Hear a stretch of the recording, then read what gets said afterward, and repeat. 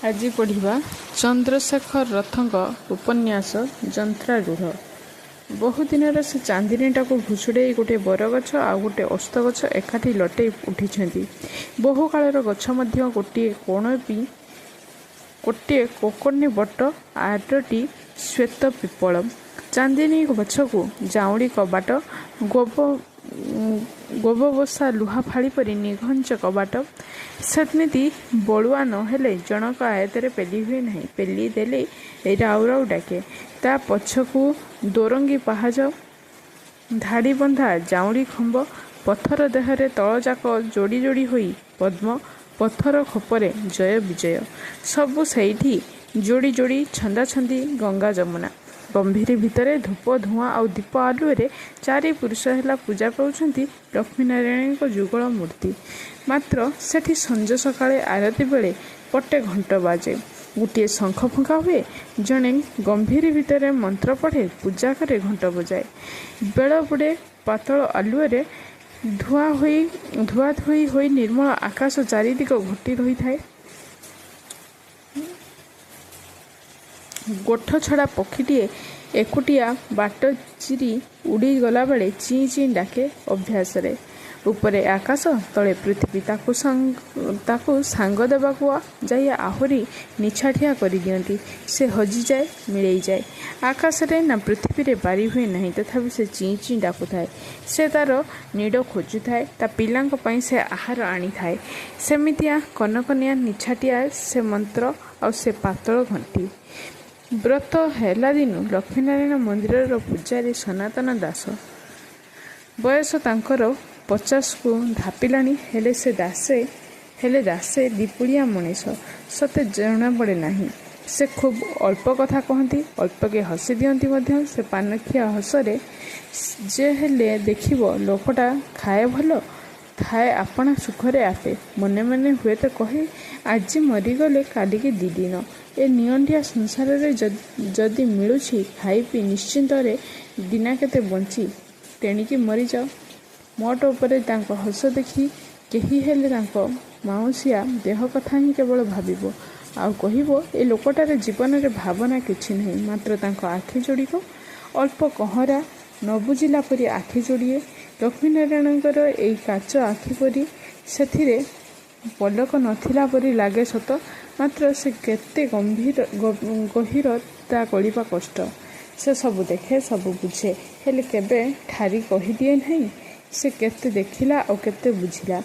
ପଢ଼ି ପାରିଲେ ସେ ଫାଙ୍କା ଆଖି ଭିତରେ ପୋଥିଏ ପାଠ। ସତେ ଯେମିତି ସେ ଯୋଡ଼ିକ ସଂସାର ଭିତର ବାହାର ସବୁ ଦେଖିଦେଇ କହୁଛନ୍ତି, ହଉ ହେଲା, ଏବେ କ'ଣ ହେଲା ସେଇଠୁ। ମାତ୍ର ବୁଝାମଣା ସବୁ ଆଖିର ଗହୀରରେ ଲୁଚିଯାଏ। ପଦାକୁ ଦିଶେ କେବଳ କହରା ରଙ୍ଗ ଏବଂ ଆଉ ସବୁ ଲୋକଙ୍କ ଆଖି ପରି ଅତି ସାଧାରଣ ଆକୃତି। ସନାତନ ଦାସ ଲକ୍ଷ୍ମୀନାରାୟଣ ମନ୍ଦିରର ପୂଜାରୀ। ଗାଁ ଯାକ ଲୋକ ତାଙ୍କୁ ଜାଣନ୍ତି, ଭକ୍ତି କରନ୍ତି। ପର୍ବପର୍ବାଣୀରେ ମନ୍ଦିରରେ ଭୋଗ ଲାଗେ। କିଏ କେମିତି ଯାଚିଥିଲେ ମଧ୍ୟ ଭୋଗ ଲାଗି ହୁଏ। ଦାସେ ସବୁ କଥା ତୁଲାନ୍ତି। ସେଦିନ ଦିଅଁଙ୍କୁ ପହୁଡ଼େଇ ସାରି କବାଟ କିଳି ଆଣିଲା ବେଳକୁ ରାତି ପ୍ରାୟ 2 ଘଡ଼ି। ପ୍ରଧାନ ପୁଅ ଭଲ କରି ଗଣ୍ଡେ ସରପୁଳି ପଠାଇଥିଲା ପୂଜା ପାଇଁ। ସେଇ ପ୍ରସାଦ କାନିରେ ବାନ୍ଧି ଦାସେ କବାଟରେ କୋଳପ ଦେଉଛନ୍ତି।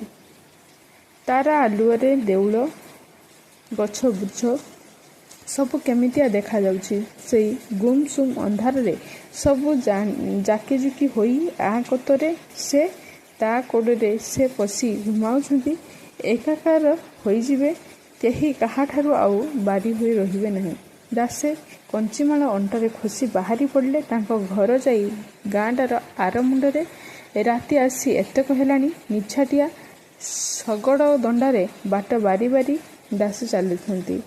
ତାଙ୍କୁ ମିଶି 2 ପୁରୁଷ ହେଲା ତାଙ୍କ ଘର ଏ ମନ୍ଦିରର ପୂଜାରୀ।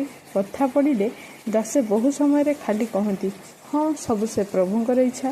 ମାତ୍ର ମନ ଭାବନ୍ତି, ଏଇ ବିଶ୍ୱାସରେ ଲୋକ ପୃଥ୍ୱୀର ମାଲିକ ହେଲେ ଲକ୍ଷ୍ମୀନାରାୟଣ, କୋଶ ପୃଥ୍ୱୀର ମାଲିକ ହେଲେ ଲକ୍ଷ୍ମୀନାରାୟଣ। ତାଙ୍କୁ ଆଶ୍ରା କରି ଏତେ ସହସ୍ର ଲୋକ ପଡ଼ିଛନ୍ତି। ତାଙ୍କ କୃପାରୁ ଏତେ ଜୀବକୁ ଆହାର ମିଳୁଛି। ଦାସେ ତାଙ୍କରି ସେବା କରୁଛନ୍ତି। କିଛି କମ୍ କଥା ନୁହେଁ ତ। ସେ ଭାଗ୍ୟ କାହାକୁ ମିଳେ? ତାଙ୍କ ନନା ମୁକୁନ୍ଦ ଦାସେ ମରି କରି ମରି କାହିଁ ସ୍ୱର୍ଗପୁରରେ ରହିଲେଣି। କହୁଥିଲେ ବୁଝିଲୁ ଛନେଇ, ଏଇ ତୋର ସବୁ, ୟାଙ୍କୁ ଭରସା କରି ତାଙ୍କ ସେବା କରିଯା, ସେ ତୋ କଥା ବଳେ ବୁଝିବେ। ତାଙ୍କର ସେ ସନେଇ ଡାକ ସତେ ଏତେ ସାତପର ହୋଇଗଲା, ଆଉ କେହି ତାଙ୍କୁ ଏବେ ନାଁ ଧରି ଡାକୁନାହିଁ। ଡାକୁଆ ମଧ୍ୟ କେବେ କେମିତି ଚିଠି ଦେଇ ଆସେ ତାଙ୍କ ସମୁଦି ଘରୁ ଆସି ଧନ୍ଦି ହୁଏ। ୟାକୁ ତାକୁ ପଚାରେ, ଏ ସନାତନ ଦାସ କିଏ? କେହି ଜଣେ କହେ, ଆରେ ଆମ ଦାସେ ମୋ, ଦାସଙ୍କୁ ଚିହ୍ନିନୁ? ଓ ସାଙ୍ଗେ ସାଙ୍ଗେ ସେ ବୁଝିଯାଏ, ଟିକେ ହସେ, ବୋଧହୁଏ ଭାବେ ଦାସଙ୍କର ପୁଣି ଗୋଟେ ନାଁ କ'ଣ ଅଛି? ଏବର ଟୋକାଟା ତ ଶାମ ମଳିକ, 14 ବର୍ଷରେ ଖଡ଼ି ଛୁଇଁଲା। ତା ବାପା ବଳିଆ ମଳିକ, ସେ ବି ସେହି ଡାକର ଘରେ କାମ କରୁଥିଲା। ଏଣିକି କେତେ ସବୁ ବଦଳି ଗଲାଣି। ଗାଁଟାରେ ଆଉ ପୁରୁଣା ଲୋକ ନାହିଁ। ପାକୁଆ ମିଶ୍ରେ, ସେ ଦାସଙ୍କ ନନାଠୁ ବୟସରେ କିଛି ସାନ। ତାଙ୍କୁ ଦେଖିଲେ ଦାସେ କକେଇ ମାନରେ ଓଳଗି କୁହନ୍ତି। ମିଶ୍ରେ ଟିକିଏ ନଇଁ ଚାହାନ୍ତି, କହନ୍ତି, ଥଳେଇ କିଳେ। ଦାସେ କେବଳ ବୁଝନ୍ତି ଯେ ସେ ତାଙ୍କୁ ସନେଇ ବୋଲି ଡାକୁଛନ୍ତି, ଆଉ କେହି ବୁଝନ୍ତି ନାହିଁ, ଜାଣନ୍ତି ନାହିଁ। ବଡ଼ ଆଶ୍ଚର୍ଯ୍ୟ ଲାଗେ ଦାସଙ୍କୁ। ତାଙ୍କ ଦିହକରେ ତାଙ୍କ ନାଁଟା ଆସ୍ତେ କେମିତି ମିଣ୍ଟି ମିଣ୍ଟି ଯାଉଛି। ତାଙ୍କୁ ଯେତେ ଦୁଃଖ ଲାଗେ ନାହିଁ, ସେତେ କୌତୁକ ଲାଗେ। ସମାଧାନ କଲାପରି ଭାବନ୍ତି, ଯାଉ, ଏବେ କ'ଣ ହୋଇଗଲା? ନାଁଟାରେ କ'ଣ ଏମିତି ଅଛି କି? ଏ ମଣିଷ ତ ଦିନେ ଚାଲିଯିବ। ବାଉଁଶ ବୁଦାଟା ଦେଉଳ ଆଉ ଗାଁ ମୁଣ୍ଡ ମଝିରେ ଟାଉଁ ଟାଉଁକୁ ଚାଲି ଦାସେ ଆସି ସେଇଠି ପହଞ୍ଚିଗଲେଣି। ଆସ୍ତିକ ଆସ୍ତିକ କହି ଭୂଇଁଟାକୁ ଠେଙ୍ଗାରେ ପାହାରେ ଲେଖା ବାଡ଼େଇ ପାରି ହୋଇଗଲେ। ଏଇଠି ପରା ପରଦିନ ପ୍ରଧାନ ଘର କସରା ବଳଦଟାକୁ ନାଗ ଦଂଶି ଦେଲା। ଆସ୍ତିକ ଆସ୍ତିକ ଗରୁଡ଼ ଗରୁଡ଼। ସେଉଠୁ ଗାଁ ଆଖଡ଼ା ଘରର ଆଲୁଅ ଦିଶେ। ରାତି ଅଧ ପର୍ଯ୍ୟନ୍ତ ଟୋକାଙ୍କ ଗହଳି ଥାଏ। ଗାଁଟାରେ ଏବକୁ କେତେ ସବୁ ପାଠୁଆ ବାହାରିଲେଣି, ମାତ୍ର ୟାପଙ୍କର ବୁଦ୍ଧି ଆଉ ହେଲା ନାହିଁ। ରାତି ଅଧ ପର୍ଯ୍ୟନ୍ତ ଉତ୍ପାତ ହେବେ, ଉଠିବେ ବେଳ 2 ଘଡ଼ିକୁ। ଖାଇବାରେ ହେଲେ କ'ଣ ତାଙ୍କର ଶ୍ରଦ୍ଧା ଅଛି? ବଣି ଠୁକିଲା ପରି କ'ଣ ସବୁ ଖାଉଛନ୍ତି। ଟୋକା ବୟସ, ୟାପ ଚମ ତଳେ ରକ୍ତ ଉଭାରି ରହିଥାନ୍ତା। କ'ଣ ନା ତାମ୍ପଡ଼ା ପରି ଧଡ଼ିଆ ମୋଡ଼ିଆ ହୋଇ ବୁଲୁଛନ୍ତି ଏଗୁଡ଼ାକ। ପିଣ୍ଡରେ ପ୍ରାଣ ନାହିଁ ଯେମିତି। ଫୁଙ୍କିଦେଲେ ଉଡ଼ିଯିବେ। କିଓ ଆହାର ନିଦ୍ରା ପରିତ୍ୟାଗ କରି କ'ଣ କଉକାଳ ମଣିଷ ବଞ୍ଚିଲାଣି? ଛାଡ଼।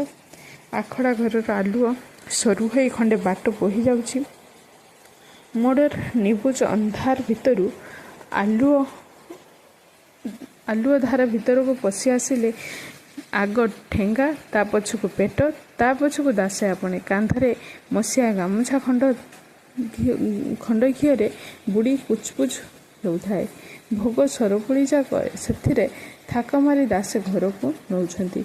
ଯାହା କହ, ଭାଲୁଆ ପ୍ରଧାନଟା ସେ ଘର ଯାକରେ ସୁନାଟାଏ। ସେ ଖାଏ ଯେମିତି, ଖୁଆଏ ତା'ଠୁ ଆହୁରି ଭଲ। ମନ ଚିହ୍ନିଲା ସେ ଦିଏ। ତା ବାପଟା ନଇଲେ ଓହୋ ପୁରୁଣା କାମ୍ପି, ଦିହରୁ ମଳି ଦବ ନାହିଁ ସେଇଟା। ଏସବୁ ସିନା ସମୁଦି ସାଙ୍ଗରେ ବାଦ କରି ପୁରାଣ ବସଉଛି ବର୍ଷକୁ ବର୍ଷ, ନହେଲେ ସିଏ କ'ଣ ଉପରେ ପଡ଼ି ଧର୍ମ କରନ୍ତା?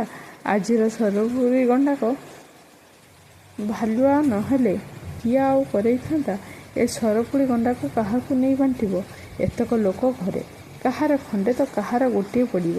ଓ ଜାଣିବା ଲୋକ କୁଟୁମ୍ବ ଉପଜାତ କରିବେ ନାହିଁ। ମାତ୍ର ଏ କ'ଣ କାହା ହାତ କଥା ହୋଇଛି? ସଂସାର କଲାଠୁ ତ ପୁଅ ଝିଅ ଅବଶ୍ୟ ହେବେ। ଏ ପରା ମାୟା। ଏକା ସୁଖକୁ ଛାଡ଼ିଦେଲେ କିଏ ସେଥିରେ ଆଉ ନ ପଡ଼ିଅଛି? ହଉ ଦେଖିବା, ଯାହା ହେବ ବାଣ୍ଟି କୁଣ୍ଟି ଖାଇବେ। ଏତିକି ବେଳେ କେଉଁଠି ଥିଲା ଗୋଟିଏ କୁକୁର ଆସି ଝପ୍ କିନା ତାଙ୍କ ପଛରେ ଲାଗିଗଲା। ସେ ଚମକି ପଡ଼ି ବାଡ଼ିଟାକୁ ବୁଲେଇ ଦେଲେ। ଦେଖିଲେ ଅଣ୍ଟେ ଉଞ୍ଚର ଘୋଡ଼ା ଛୁଆ ପରି ବାଘୁଆ ନିଶବ୍ଦରେ 2 ଖେପା ଅପସରି ଗଲା। ମାତ୍ର ପବନରେ ସରପୁଳିର ମିଠାଳିଆ ଚିକଣିଆ ଗନ୍ଧ ତାକୁ ଓଲିଆ କରିଦେଇଛି। ସେ ଦାସଙ୍କ ପିଛା ଆଉ ଛାଡ଼ୁନି କେତେକେ। ଦାସେ ଲମ୍ବ ଲମ୍ବ ପାହୁଲ ପକେଇ ଥକିଗଲେଣି। ଛନଛନିଆ ଲାଗୁଛି।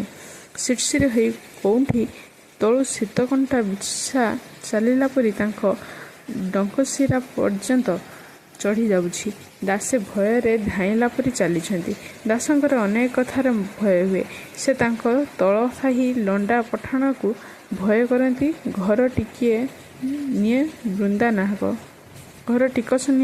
ନାହକ ତାକୁ ଭୟ କରନ୍ତି। କରଜ ଆଣିଛନ୍ତି, ମାସକୁ ମାସ ଟଙ୍କାରେ ଅଣେ କଳନ୍ତର କରନ୍ତି।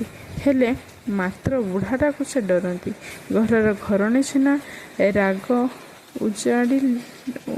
ଉଜାଣିରେ ସେ ଯେଉଁ ଚଣ୍ଡୀ ରୂପ, ତାଙ୍କୁ ଦାସେ ପ୍ରାଣେ ଭୟ କରନ୍ତି। ଏମିତି ସେ କାହାକୁ ଆଉ ନ ଡରି ଅଛନ୍ତି। ପୁଅ ବୋହୂ ସାହି ପଡ଼ିଶା ବନ୍ଧୁ ଗୋତ୍ର ସମସ୍ତଙ୍କୁ ଉଣା ଅଧିକେ ଦାସେ ଡରନ୍ତି। ବଞ୍ଚିବାକୁ ହେଲେ ଏମିତି ଡରି ଡରି ବଞ୍ଚିବାକୁ ହେବ। ଆଉ ଡରି ଡରି ଦାସଙ୍କର ଦିହକ ଗଲା। ହୁସ୍ କରି ଠେଙ୍ଗାଟା ବୁଲିଲା। ବାଘୁଆ ମଧ୍ୟ ତରକି ଘୁଞ୍ଚିଗଲା। ଏଇଟା ଦାସଙ୍କର ଚିହ୍ନା କୁକୁରଟା ଯେ। ହେଲେ କ'ଣ ହେଲା? ଲଣ୍ଡା ପଠାଣ କ'ଣ ତାଙ୍କ ଚିହ୍ନା ନୁହେଁ? ନା ତାଙ୍କ ଟୁକୁମା ତାଙ୍କ ଚିହ୍ନା ନୁହେଁ? ପଶୁ ଜନ୍ତୁ ୟାପ ସେ କ'ଣ ଚିହ୍ନା ଅଚିହ୍ନା ପାରିବ? ସରକୋଳି ଲୋଭରେ ଗାଉଁ କିନା ବେକକୁ ଜାବି ଦେବ କି ଆଉ? ନୃସିଂହ। ପୋଖରୀ ହୁଡ଼ାଟା ପାରି ହୋଇଗଲେ ଦାସେ ଘର ଭିତରେ ପଶିଥାନ୍ତେ। ପଛରୁ ପେଲିଦେଲା ପରି ମାଡ଼ି ପଡ଼ିଲା ପରି ଯାହା ଲାଗୁଥିଲା। ଟିକିଏ ଉଶ୍ୱାସ ଜଣାଗଲା। ଦାସେ ବୁଲି ପଡ଼ି ଦେଖିଲେ ବାଘୁଆ ପଛେଇ ଯାଇ ଗଲାଣି। କୁଁ କାଁ ହୋଇ ସେ ଖେଳ ଲଗେଇଛି। ଆରଟା ଦାଣ୍ଡବୁଲା ହୁତିଟାଏ ହେବ ପରା। ଓ ଦାସେ ଅଳ୍ପକେ ସବୁ ଠଉରେଇ ନେଲେ। ଉଶ୍ୱାସରେ ଟିକେ ହସି ଦେଇ ନିଶ୍ଚିତ ଚାଲିଲେ। ନୀଳକଣ୍ଠ ପଣ୍ଡିତ ୟାପ କାଶୀରୁ କ'ଣ ପାଠ ପଢ଼ି ଆସିଛି ବୋଲି ନହେଲେ ହୁଏ ସିନା। ନୀଳକଣ୍ଠ ପଣ୍ଡିତ ୟାପ କାଶୀରୁ କ'ଣ ପାଠ ପଢ଼ି ଆସିଛି ବୋଲି ବହଳେଇ ହୁଏ ସିନା। ମଝିରେ ମାତ୍ର ଭଲ ମଞ୍ଜି କଥାଟି ମାନେ କହେ। ବୋଇଲା ଆହାର ନିଦ୍ରା ଭୟ ମୈଥୁନ ହେଲା ଜୀବନର ମୂଳ। ୟାପ ସତ କହୁଥିଲା। ମଣିଷ ତ ଏଥିରେ ପଡ଼ି ମୁକୁଳି ପାରୁନାହିଁ। ଚାରିଆଡ଼ୁ ଚେର ଗୁଡ଼େଇଲା ପରି ଏସବୁ ଜକଟି ଧରିଛନ୍ତି। ଆଉ ବାଘୁଆ ତ ସହଜରେ ପଶୁଜନ୍ତୁ। ୟାପ ଧାଇଁଥିଲା ସରପୁଳି ଖାଇବ ବୋଲି। ଲାଙ୍ଗୁଳ ଟିପି କରି ଯେମିତି ସେ କୁତି ସରୁମୁହିଁ ଦେଖା ଦେଇଛି। ବାଘୁଆ ଏକାଥରକେ ଜବତ। ମନକୁ ମନ ହସିଲେ ଦାସେ। ଆଚ୍ଛା, ବଉଡ଼ିଟାକୁ କାଲି ହାସପାତାଲ ନବା। ସେଥିରେ ପୁଣି କୁଆଡ଼େ ବଡ଼ ବାଛୁରୀ ହେଉଛନ୍ତି। ତାଙ୍କୁ ଆହୁରି ହସ ମାଡ଼ିଲା। ୟା ଭିତରେ ଦାସେ ଘର ଦୁଆରେ ପହଞ୍ଚି ଯାଇଛନ୍ତି। କବାଟ ଫିଟାଇ ଘରଣୀ ଘର ତାଗିଦା ଶୁଣାଇଲେ। ଆହୁରି ଅଧରାତି କାଶିର ନାହିଁ। ପିଲେ ସବୁ ଯେ ଯୁଆଡ଼େ ଶୋଇଗଲେଣି। ଦାସେ କିନ୍ତୁ ଅଧା ଅବାଗରେ ଉତ୍ତର ଦେଲେ, କାଲି ସକାଳୁ ବଉଡ଼ିକୁ ହାସପାତାଲ ନବା। ଆଉ ଇଏ ଏ ସରପୁଳି ଗଣ୍ଡାକ ରଖ, ପିଲାଙ୍କୁ ଦବ। ମନକୁ ମନ କହୁଥାନ୍ତି ୟାପ ସବୁ ସମାନ ମଣିଷ। ଗାଈ କୁକୁର ସର୍ବେ ସମାନ। ଦାସଙ୍କୁ ବଡ଼ ନିଦ। ସେ ଗୋଡ଼ ହାତ ଧୋଇ ଯାଇ ସିଧା ଖଟରେ ପଡ଼ିଗଲେ। କଡ଼ ଲେଉଟାଉଛନ୍ତି ଦାସେ। ଘରଣୀ ପିଣ୍ଡାରେ ବସି ସରପୁଳି ଚାଖୁଛନ୍ତି। ଡିବିଟା ଜଳୁଛି। ଅଧରାତିଆ ପାସେଞ୍ଜର ଧଡ଼ ଧଡ଼ ହୋଇ ଗାଁ ମଶାଣି କଡ଼ ଦେଇ ଗଡ଼ି ଚାଲିଥିଲା। ଲୁହା ପଥରର ରାସ୍ତା ଜାବୁଡ଼ି ସେ ପଡ଼ିଥାଏ। ଧାଡ଼ି ବଦଳେଇ ପାରେ ନାହିଁ। ଦିନ ରାତି ସାଉଁ ସାଉଁ ହାଉଁ ହାଉଁ ହୋଇ ଧାଇଁଥାଏ। ଦେହଯାକ ତା'ର ଜଳାକବାଟି ଫାଙ୍କା ମେଲା। ମଣିଷ ପେଡ଼ି ପେଟରା ସେଥିରେ ଗଳି ଯାଆନ୍ତି, ପୁଣି ଗଳି ବାହାରି ଆସନ୍ତି। ଭିତରେ ତା ନାଡ଼ି ଧରି ଯେ ବସିଛି ସେ ଯେମିତି କଳ ମୋଡ଼ିବ, ସେମିତି ଚକ ଗଡ଼ିବ, ଆଲୁଅ ଜଳିବ, ଲିଭିବ। ବିଚରା ବଡ଼ ହନ୍ତସନ୍ତ ହୁଏ ଏ ରେଳଗାଡ଼ିଟା। ଏଇ ବୋଧହୁଏ ଆଖଡ଼ା ଘର ପାରି ହୋଇଗଲା। ସେ ଟୋକା ପଞ୍ଝା ଏଇଲାକେ ଗୋଟିଏ ହୋଇ ଉଠିବେ। କୁଳାଙ୍ଗାର ୟାପେ ଦେଖିବାକୁ ସିନା ଏମିତି ମଢ଼ିଆ, ମାତ୍ର ରସିକ କୁଣିଆ କ'ଣ ବିଡ଼ି ଟାଣି ଅଭିଆଡ଼ି ଝିଅକୁ ବଣଗୁହା ପରି ତକେଇବେ। ନିଶ ତଳୁ ଦାନ୍ତ ନିକୁଟେଇବେ। ମାତ୍ର ତାଙ୍କର ବା ଆୟତ କ'ଣ?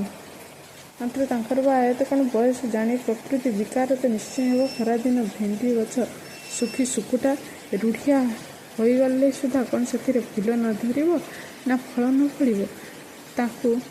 ଯେମିତି ନଚାଇବ ସେମିତି ନାଚିବାକୁ ସେମାନେ ବାଧ୍ୟ। ବୁଢ଼ିଆଣୀ ଜାଲରେ ମାଛି ପରି ତାଙ୍କୁ ନ ପକାଇଲେ କ'ଣ ମାୟା ଛାଡ଼ୁଛି? ବତୀ ଆଲୁଅ ଜଳି ଜଳି ଲିଭିଯାଏ। ତା ଭିତରେ ଗୁଡ଼ିଏ ଉଡ଼ାପୋକ ଡେଣା ପୋଡ଼ି ନିର୍ମାଖୀ ହୋଇ ମରିଯାଆନ୍ତି। ନହେଲେ କି ଆଉ ସଂସାର ଚଳନ୍ତା? ନାରୀ ହେଲେ ପରା ମୋହିନୀ। ପୁରୁଣା ସେଥିରେ ପଡ଼ିବେ, ଉଡ଼ିବେ, ଡୁବେଇ ହେବେ। ଶେଷକୁ ଏଇ ଉବେଇ ଟୁବେଇ ଟଣା ଓଟର ପୁରାଣ ଲେଖା ହେବ। ଦୀପ ଲିଭିଲା। ଘରଣୀ ସରପୁଳିଆ ସ୍ୱରରେ ପଚାରିଲେ, ଶୋଇଲଣି କିଓ? ଇମିତି ନିଦ ଆଉ ଦେଖିନାହିଁ। ଉଠୁ। ଆରେ ନାଇଁ ମ, ନିଦ କ'ଣ ହେଉଛି କି? ଆଜି ପୁରା ଧାଇଁ ଧାଇଁ ହାଲିଆ ହୋ।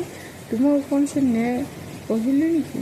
ପାଖରେ ଆସି ବସିଲେ ଟୁକୁବୋଉ। ଦାସେ ଆଦ୍ୟରୁ ପ୍ରାନ୍ତ ପର୍ଯ୍ୟନ୍ତ ବାଘୁଆ ବିଷୟ ବେଶ୍ ସରବାଳ କରି ବୁଝାଇଗଲେ। ଆହେ, ଟିକିଏ ଧୀର କହ। ତମର ଆଉ କେଉଁ ବୟସକୁ ବୁଦ୍ଧି ହବ? ଆରେ ଘରେ ପରା ପୁଅ ବୋହୂ ଶୋଇଛନ୍ତି।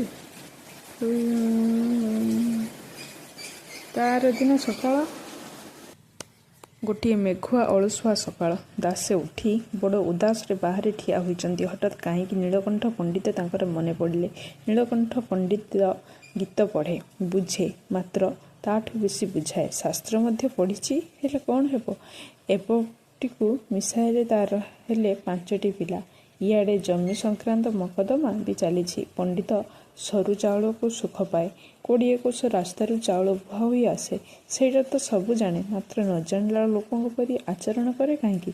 ସେଦିନ ତା ପୁଅ ଇନ୍ଦ୍ରମଣି ଗୋଟେ ସଭା କରି କ'ଣ ଗୁଡ଼ିଏ ଗପିଲା। ବାପ କୁହାଳିଆକୁ ପୁଅ କୁହାଳିଆ। ମାତ୍ର ସେ କ'ଣ କହିଲା? କୁଆଡ଼େ ଏବେ ସବୁ ଚନ୍ଦ୍ରଗ୍ରହକୁ ମୂଷା ମାଙ୍କଡ଼ କୁକୁର ସବୁ ପଠେଇଲେଣି। ଶେଷକୁ ପଞ୍ଝେ ମଣିଷ କୁଆଡ଼େ ଜଗି ବସିଛନ୍ତି ଯିବେ ବୋଲି। ହଁ, ଘୋର କଳିକାଳ। ନହେଲେ କ'ଣ ଏମିତି ବିପରୀତ ବୁଦ୍ଧି ଘଟେ? କିଓ ଚନ୍ଦ୍ରମଣ୍ଡଳ କାହିଁ 2 ଲକ୍ଷ ଯୋଜନ ସେଠିକି ପୁଣି ଇଏ ପୁଅ ହେଲେ ଯିବାକୁ? ହଁ, ଯାଇଥିଲେ ରାଜା ଦଶରଥ। ଶନିଙ୍କ ସାଙ୍ଗେ ମୈତ୍ର ବସି ବାହାରି ଆସିଲେ। ମହାଶୂନ୍ୟ ସେ ମହାକାଳ ରୂପ। ସେଠି ଗୋଟେ ଯନ୍ତ୍ରରେ ବସି ଭାବିଛନ୍ତି ତାକୁ କଳିଦେବେ। କିଓ ଏଇଠୁ ତ ଖପଟିଏ ନେଇଯିବ। ୟାପ ଶୂନ୍ୟକୁ ଯାଅ। ସେଥିରେ କ'ଣ ଥାଏ? ସେଇ ହେଲାଣି ଅସଲ କଥା। ଏ ଖପ ନ ଛାଡ଼ିଲେ କୌଣସି କଥା ହେବ ନାହିଁ। ନୀଳକଣ୍ଠ ତ୍ରିପାଠୀ ୟା ପଣ୍ଡିତ। ମାତ୍ର କି ପଣ୍ଡିତ ସେ? ସେଇଟା କ'ଣ ଜାଣେ? କାହାକୁ ଭଲା ଜଣାଅଛି? ଏ ପରା ଚକ୍ରକୂଟ ମାୟା। ମଣିଷ ଅପଣ୍ଡିତ ସମସ୍ତେ ୟା ଅଠା କାଠିର ଶୁଆ। ଅଳ୍ପ ବହୁତ ସମସ୍ତେ କାଣ୍ଡିଆ ଅଠାରେ ପଡ଼ନ୍ତି। ମରିବା ପଛେ ସେ ଅଠା ଆମକୁ ନ ଛାଡ଼ୁ ହେ। କ'ଣ ହେଇଯିବ ସେଇଠୁ? ବ୍ୟାସ ପରାଶର ତ ଆମ ଆଗରୁ ଯାଇଛନ୍ତି। ସହସ୍ର କୋଟି ଜୀବ ଯାଇଛନ୍ତି, ଯିବେ। ଆମେ ମଧ୍ୟ ଗଲାଠୁ କ'ଣ ହୋଇଗଲା? ହାଇମାରି ଦାସେ ପେଟରେ ହାତ ବୁଲାଉଥାନ୍ତି। ଡାକିଲେ, ଆରେ ବଟ, ପାଣି ଲୋଟେ ଆଣିବୁ, ମୁହଁ ଧୋଇବା। ଆଙ୍କୁଚିତ କେଶ ପୁଣି ସୁସଞ୍ଚ ବଦନ। ରସାଣ କଢ଼ି ପ୍ରାୟ ଲଲାଟ ଚନ୍ଦନ। ନୀଳରେଖା ପ୍ରାୟ ତଥି ପରେ ରୋମାବଳୀ। ହୀରା ଦର୍ପଣରେ ନୀଳରେଖା ପ୍ରାୟ ଝଡ଼ି। ଗଛରୁ ତୋଳିଲା ପରି ପଦମାନ ଦାସେ ପଦେ ହେଲେ ହୁଡ଼ନ୍ତି ନାହିଁ। କି 18 ଖଣ୍ଡ ମହାଭାରତ ଯାକରେ ଠାଏ ହେଲେ ଅଟକି ଯାଆନ୍ତି ନାହିଁ। ଗୋଛେ ଯାଇ ଗାଁ ମୁଣ୍ଡ ପୋଖରୀ ହୁଡ଼ାରେ ବସି ଜହ୍ନ ଆଲୁଅରେ ପୁରାଣ ଶୁଣନ୍ତି। ସେଠିକି ମଧ୍ୟ ଠୋ ଠୋ ଶୁଭେ। ଦାସେ କିନ୍ତୁ ଗାଉଥାନ୍ତି ଯାଇ ପାଏ ବାଟରେ। ପଧାନ ବୁଢ଼ା ଛାମୁଣିଆ ତଳେ। ଗାଇବାର ଭଙ୍ଗୀରେ ଦାସେ ବେଶ୍ ସାରଳା ଦାସଙ୍କ ଅର୍ଥଟି ବୁଝାଇ ଦେଇ ଯାଆନ୍ତି। ଶୁଣିବା ଲୋକେ ଦୋହଲି ଉଠନ୍ତି। ଦାସେ ଝୁଲିଲେ ସେମାନେ ବି ଝୁଲନ୍ତି। ସମସ୍ତଙ୍କୁ ଲାଗେ 5 ପାଣ୍ଡବ ତାଙ୍କ ନିଜ ଲୋକ, ଦ୍ରୌପଦୀ ତାଙ୍କ ଘରର ବୋହୂ, କିଚକ 100 ଭାଇ ତାଙ୍କ ପଡ଼ିଶା ଗାଁ ଲୋକ। ହରିପୁରିଆ ଏ ବର୍ଷ ମେଲଣ ବେଳେ ତାଙ୍କ ତଣ୍ଟି ମୋଡ଼ି ନିଆଁକୁ ପକାଇଦେବେ। କିଚକ ଦ୍ରୌପଦୀଙ୍କୁ ସଭାରେ ଅପମାନ କଲାବେଳେ ଦାସେ ରାଗରେ ଫୁଲି ଉଠନ୍ତି। ଦ୍ରୌପଦୀ ବିରାଟକୁ ଅନୁନୟ କଲାବେଳେ ତାଙ୍କର କୋହ ଉଠେ, ସ୍ୱର ଭାଙ୍ଗି ପଡ଼େ। ଭୀମସେନ ଆଖଡ଼ା ଘରକୁ ସଜ ହେଲାବେଳେ ଜଙ୍ଘରେ ଚାପୁଡ଼ା ମାରି ଦାସେ ସଳଖି ହୋଇଯାନ୍ତି। ପୋଥି ଉପରକୁ ଟେକି ହୋଇଯାଏ। ସମୁଦ୍ରରେ ପୂର୍ଣ୍ଣମୀ ଜୁଆର ପରି ତାଙ୍କ ସ୍ୱର ତେଜି ହୋଇଯାଏ। ଚଷମାରେ ଘିଅ ଦୀପ ଆଲୁଅ ପଡ଼ି ଦାଉ ଦାଉ ଦିଶେ। ଶିଖାରେ ହଳଦିଆ କନିଅର ଫୁଲ ଝୁଲେ। କାନରେ ମଗର ବସା କୁଣ୍ଡଳ ଝୁଲେ। ଦୂରରୁ ଦେଖିଲେ ଜଣାପଡ଼େ ସତେ ଯେମିତି ପୁରାଣ ପଣ୍ଡା ଓ ଶ୍ରୋତା ସବୁ ସେଇ ସ୍ୱର ଓ ମହାଭାରତର ଜୁଆରରେ ପଡ଼ି ଝୁଲୁଛନ୍ତି। ଦାସ ଶବ୍ଦରେ ପ୍ରାଣଦାନ କରିଦିଅନ୍ତି। ଯେତେଥର ଶୁଣିଲେ ମଧ୍ୟ ଆହୁରି ଥରେ ସେଇ କଥା ଶୁଣିବାକୁ ମନ ହୁଏ। ପ୍ରଧାନ ବୁଢ଼ା ଭକ୍ତିରେ ଗଦଗଦ ହୋଇ ଦାସଙ୍କ କପାଳରେ ବୁକୁରେ ମେଞ୍ଚା ମେଞ୍ଚି ବାସି ଚନ୍ଦନ ବୋଳେ। ଗାଁର ବୁଢ଼ା ବୁଢ଼ୀ ସବୁ ମେଞ୍ଚାଏ ଲେଖା ଚନ୍ଦନ ଆଣିଥାନ୍ତି। ଖରାଦିନେ ଦାସଙ୍କୁ ମଧ୍ୟ ଚନ୍ଦନ ବଡ଼ ସୁଖ ଲାଗେ। କିନ୍ତୁ ସେମାନଙ୍କ ଆଖିରେ ସେ କ'ଣ ଆଉ ଦାସେ ହୋଇଥାନ୍ତେ? ସେ ସେଇ ଦ୍ୱାପର ଯୁଗର ଧୌମ୍ୟ କୋନ୍ତ ଭଟ ପରି ଦିଶନ୍ତି। ସମୟ ପ୍ରତିଲୋପରେ ଭାସିଯାଇ ଧର୍ମରାଜଙ୍କ ହସ୍ତିନାକୁ ଘେରି ଅଟକିଯାଏ। ପ୍ରଧାନ ବୁଢ଼ାର ଅମାର ଘରେ 3 ବର୍ଷର ପୁରୁଣା ଧାନ ମୂଷା ଖାଉଥାନ୍ତି। ବୁଢ଼ାର 4 ପୁଅ। ବଡ଼ ପୁଅ ହରିପ୍ରଧାନ ବିଭା ହୋଇ ଘରକୁ ବୋହୂ ଆଣିଲାଣି। ହେଲେ 3 ବର୍ଷ ହେଲା ବୁଢ଼ା ନାତି ନାତୁଣୀ ମୁହଁ ଦେଖିବାକୁ ପାଇନାହିଁ। ନାତି ଆଶାରେ ହରିବଂଶ ଭାଗବତ ମହାଭାରତ ବୁଢ଼ା ବର୍ଷକୁ ବର୍ଷ ବସାଏ।